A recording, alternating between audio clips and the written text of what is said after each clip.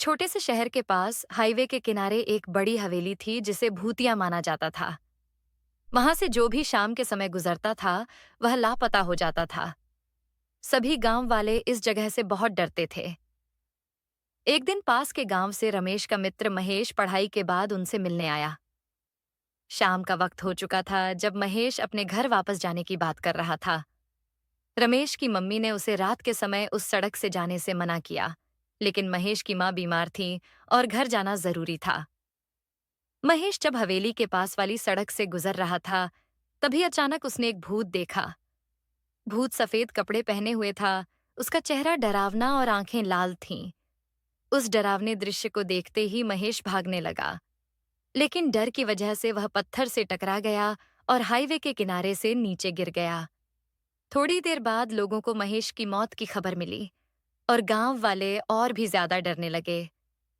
कुछ दिनों बाद जनक का बड़ा भाई राजेश विदेश से अपनी पत्नी के साथ गांव आया। राजेश को एक जमींदार से पता चला कि हवेली बेचने की बात चल रही है। यह सुनकर राजेश को लगा कि उसका घर छोटा है और हवेली खरीदना अच्छा रहेगा। उसने घर पर यह बात अपने पिता और छोटे भाई को बताई।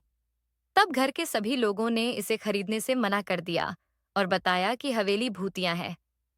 राजेश विदेश से आया था और उसे यह सब अफवाह लग रही थी।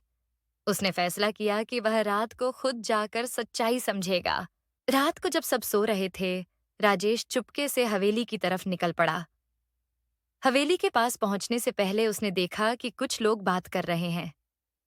राजेश एक पेड़ के पीछे छुप गया और देखा कि एक चुड़ैल जैसी डरावनी लड़की उन लोगों के साथ बातें कर रही थी। यह दृश्य देखकर राजेश समझ गया कि यह भूत नहीं है, बल्कि कुछ लोग गांव वालों को डराने का खेल कर रहे हैं। अगली सुबह राजेश हवेली गया और वहां लड़की से मिला। पहले तो लड़की घबरा गई राजेश को देखकर, किंतु थोड़ी देर बाद उसने बताया कि वही भूत बनकर सबको डरा रही थी।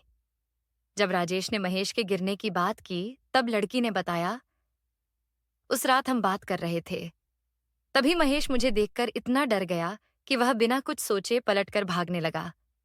लेकिन भागते समय वह रास्ते में एक पत्थर से टकरा गया और गिर गया, जिससे उसकी मौत हो गई। मुझे उसका बहुत अफसोस है। राजेश को यह सुनकर समझ आया कि लड़की ने जानबूझकर कोई हानि नहीं पहुंचाई थी। लड़की की मां बीमारी के कारण मर चुकी थी और जमींदार ने उनकी जमीन हड़प ली थी। वह अकेली थी और जमींदार हवेली को बेचने का प्लान कर रहा था।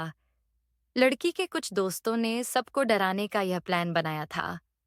राजेश ने यह सच गांव के सामने लाया और हवेली लड़की को वापस दिलवा दी। लड़की अब हवेली की मालिक थी और गांव वालों के दिल से डर मिटा दिया गया। राजेश का फैसला गांव में एक मिसाल बन गया।